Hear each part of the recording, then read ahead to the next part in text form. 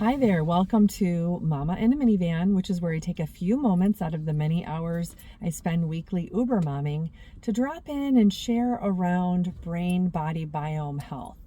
And I'm a few weeks delayed in sharing the next phase of the cleanse that I was doing, the gut cleanse, and it went really well. There were a few things that I noticed as I was adding foods back in. So with this cleanse, we remove grains, we remove nuts and seeds, we remove soy, we remove eggs, all those high allergens.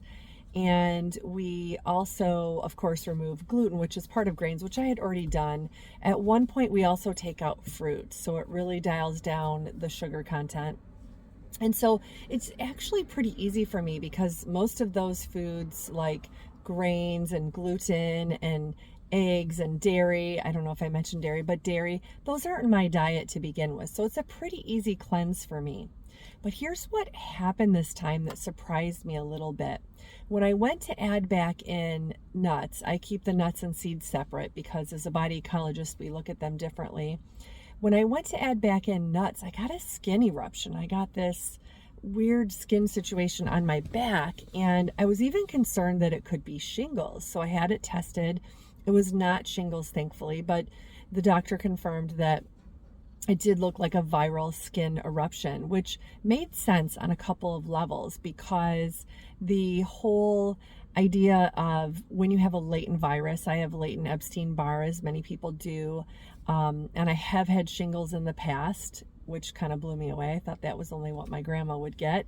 But having those latent viruses, adding something in like nuts could kind of stir it up because when someone has a latent virus, the nuts can really stimulate that virus to come full force, and it was showing up in that skin eruption. So thankfully I figured that out. I pulled the nuts back out. I was really grateful for that information, and I put some topical ozone treatment on it, which was amazing. I love this topical ozone cream.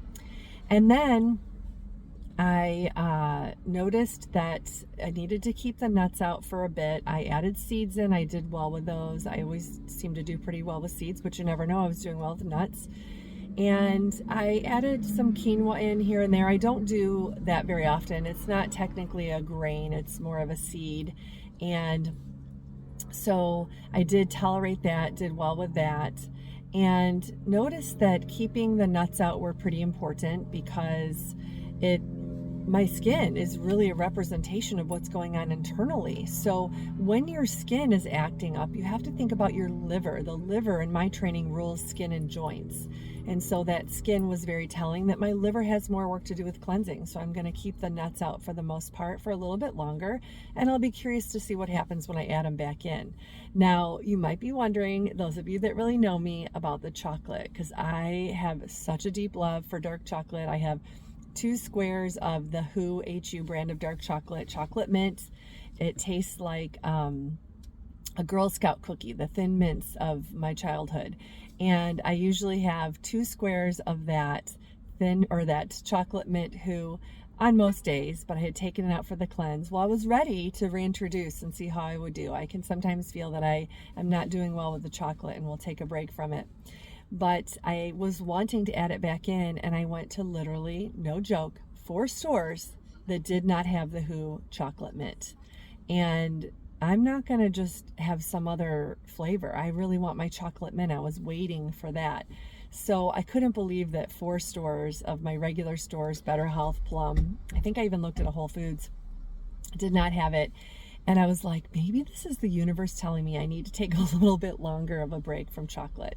So I said, okay, I'm just going to take some more time. Well, my husband found it at another store for me. Now that's love, right? He brought me the chocolate mint, and I had that. I seem to do okay with adding that back in, but I'm going to keep it pretty minimal because that also can stimulate those latent viruses. So I'm basically on the phase 1 of the body ecology, where we take out grains, we take out nuts and seeds, but I do add the seeds in because I'm vegetarian and I know that I can tolerate them well, as evidenced by this recent cleanse.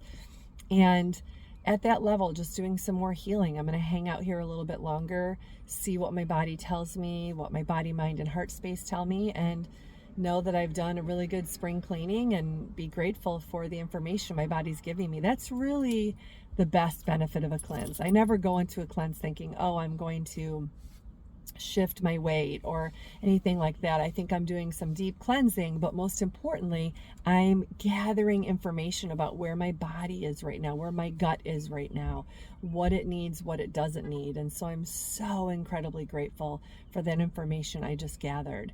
So I hope this was helpful. It's probably the last video I'll do for this particular cleanse, but if you have questions, feel free to drop them in the comments. I'll try to support them in another Mama in a Minivan episode.